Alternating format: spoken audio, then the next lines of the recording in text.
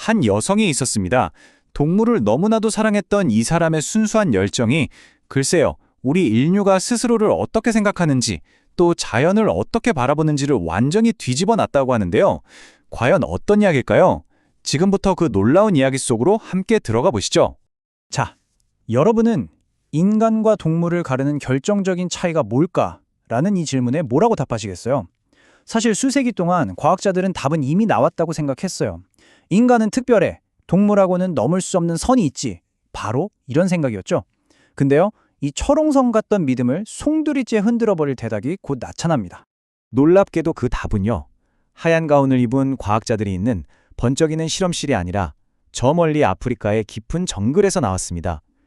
그것도 정말 누구도 예상하지 못했던 한 평범한 여성을 통해서 말이죠. 모든 위대한 이야기들이 그렇듯 시작은 아주 작고 평범했습니다. 제인 고달의 이야기도 마찬가지예요. 그 시작점은 아프리카 동물들이랑 같이 살고 싶다는 그 당시에는 정말 엉뚱하고 말도 안 되는 꿈을 꾸던 한 작은 소녀였어요. 1934년 런던에서 태어난 제인은 어릴 때부터 좀 남달랐던 것 같아요. 예를 들면 닭이 알을 어떻게 낳는지 너무 궁금해서 닭장에 들어가서 몇 시간이고 꼼짝 않고 기다렸다는 일화는 아주 유명하죠. 정말 보통 인내심이 아니죠.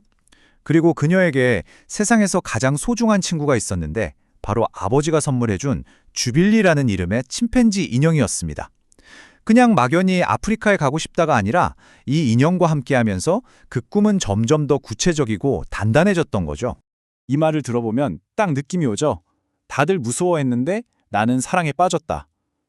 다른 아이들 눈에는 그냥 좀 징그럽고 무서운 인형이었을지 몰라도 어린 제인에게 주빌리는 글쎄요, 거의 운명 같은 존재였던 거예요. 그리고 시간은 흘러 마침내 그 꿈을 향한 첫 걸음을 떼게 됩니다. 23살, 친구 초대를 받아서 케냐로 떠나게 되거든요. 이때까지만 해도 제인은 몰랐겠죠. 이 여행이 자기 인생을, 아니 어쩌면 인류의 역사를 바꿀 운명적인 만남으로 이어질 줄은요. 그 운명의 상대는 바로 당대 최고의 고인류학자였던 루이스 리키 박사였습니다. 리키 박사는 이런 생각을 하고 있었어요. 침팬지를 제대로 연구하면 우리 초기 인류의 비밀을 풀 수 있을 텐데?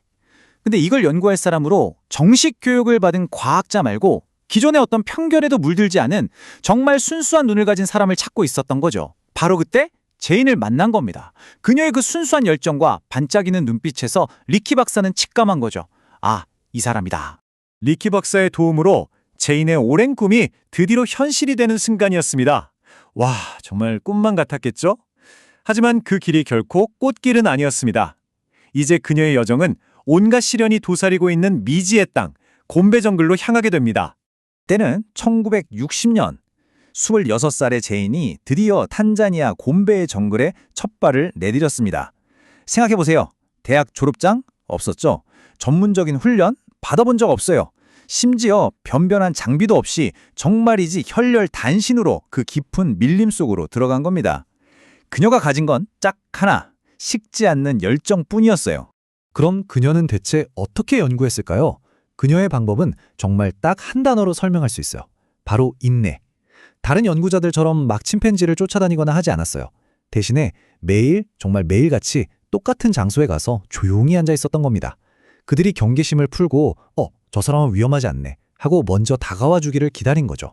어떻게 보면 참 무식한 방법인데 바로 이 단순하고도 어려운 방법이 성공의 열쇠가 됩니다. 하지만 처음 몇 달은 정말 끔찍했습니다. 완전한 실패의 연속이었죠. 침팬지들은 제인의 그림자만 봐도 막 소리를 지르면서 숲 깊은 곳으로 도망가 버렸어요. 상상해 가세요? 보통 사람이었으면 이건 안 되나 보다 하고 진작에 포기했을 거예요. 그런데 제인은 달랐습니다. 흔들림 없이 매일 새벽이면 어김없이 그 자리를 지켰습니다. 그리고 마침내 그 지독한 인내는 세상을 송두리째 바꿔놓을 위대한 발견으로 보상받게 됩니다. 바로 지금부터가 과학의 역사가 새로 쓰이는 정말 결정적인 순간들입니다. 자, 그 당시 과학계의 절대 진리가 뭐였냐면요. 바로 이겁니다. 인간은 도구를 만드는 존재다.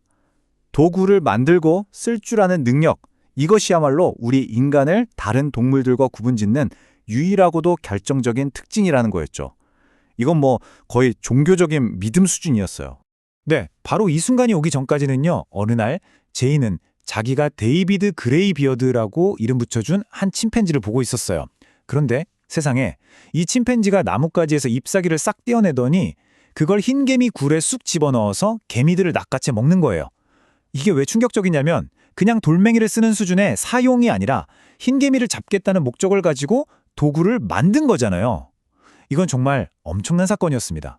제인이 이 관찰 결과를 전보로 알리자 리키 박사에게서 이런 답장이 왔습니다. 그리고 이 문장은 그야말로 과학계를 발칵 뒤집어 놓았죠. 이제 우리는 도구의 정의를 바꾸거나 인간의 정의를 바꾸거나 아니면 침팬지를 인간으로 받아들여야만 합니다. 와, 이 한 문장에 당시 학계가 느꼈을 충격이 그대로 담겨 있지 않나요? 사실 이 발견만큼이나 혁명적이었던 게 또 있어요. 바로 그녀의 연구 방식 그 자체였습니다. 그때까지만 해도 과학자들은 연구 대상을 어떻게 다뤘냐면요. 냉정하게 거리를 둬야 한다면서 개체 7번, 대상 12번 이런 식으로 번호를 붙였어요. 감정이입은 궁궐이었죠. 근데 제이는 완전히 달랐어요. 침팬지 하나하나에게 골리앗, 플로 이렇게 이름을 지어주고 걔네들 각각의 성격, 감정, 심지어 누구랑 친하고 누구랑 사이 안 좋은지까지 다 기록한 거예요. 처음엔 아마추어 같다, 비과학적이다 라고 비판도 엄청 받았죠. 하지만 바로 이런 방식 덕분에 그 누구도 발견하지 못했던 침팬지 사회의 속살을 들여다볼 수 있었던 겁니다. 그녀의 발견은 여기서 멈추지 않았습니다. 침팬지들이 그냥 과일만 먹는 줄 알았는데 알고 보니 팀을 짜서 다른 동물을 사냥해서 고기도 먹더라는 거죠. 심지어 다른 무리랑 자기 영역을 두고 조직적으로 싸우는 일종의 전쟁 같은 모습도 관찰됐어요. 그리고 무엇보다 놀라웠던 건 어미와 새끼 사이의 그 애틋한 사랑, 또 친구 사이의 우정, 질투, 슬픔 같은 정말 우리 인간이랑 너무나 닮은 복잡한 감정과 사회생활을 한다는 걸 밝혀낸 겁니다. 이 모든 발견들은 한 가지를 말해주고 있었죠. 우리가 그어놓은 인간과 동물의 경계선이 사실은 굉장히 흐릿하다는 것을요. 자, 곰베 정글에서의 이 놀라운 발견들 덕분에 제인 구달은 순식간에 세계적인 스타 과학자가 됐습니다. 이제 편안하게 연구에만 몰두할 수도 있었겠죠? 하지만 그녀는 안주하지 않았습니다. 그녀의 인생에 또 한 번의 거대한 전환점이 찾아오게 되거든요. 그녀를 다시 움직이게 한 건 바로 이 숫자였습니다. 20세기 초반만 해도 아프리카에 야생 침팬지가 100만 마리 정도 살고 있었대요. 그런데 지금은 고작 15만 마리. 어떤 곳에서는 그보다 훨씬 적다고도 하고요. 평생을 바쳐서 연구하고 가족처럼 사랑했던 존재들이 눈앞에서 사라져가는 이 현실을 그녀는 더 이상 외면할 수가 없었던 겁니다. 그래서 그녀는 결심합니다. 이제 정글을 떠나 세상으로 나가기로요. 과학자에서 활동가로 제인 구달의 인생 2막이 시작된 거죠. 1977년에는 자신의 이름을 딴 연구소를 만들어서 본격적으로 침팬지 보호 활동을 시작했고요. 1991년에는 미래 세대, 바로 청소년들을 위한 환경 프로그램인 뿌리와 새싹을 만들었습니다. UN 평화대사로도 활동했고요. 놀라운 건 90이 훌쩍 넘은 지금도 1년에 300일 가까이를 전 세계를 돌아다니면서 희망의 메시지를 전하고 있다는 사실이에요. 정말 대단하죠? 결국 제인 구달의 이야기는 단순히 침팬지가 도구를 쓰더라 하는 과학적 발견에 대한 이야기가 아닙니다. 그 너머에 오늘을 사는 우리 모두에게 아주 깊은 울림을 주는 희망에 대한 이야기이기도 하죠. 여기 이 두 사진을 한번 보세요. 그녀가 걸어온 길이 한눈에 보이지 않나요? 곰베 정글의 한 구석에서 조용히 침팬지를 관찰하던 한 외로운 젊은 연구자가 이제는 전 세계를 향해 희망과 행동을 이야기하는 시대의 아이콘이 되었습니다. 그녀가 평생에 걸쳐 우리에게 전하는 메시지는 사실 아주 간단하지만 정말 강력합니다. 당신의 행동 하나하나가 변화를 만듭니다. 그리고 당신은 어떤 변화를 만들고 싶은지 스스로 결정해야만 합니다.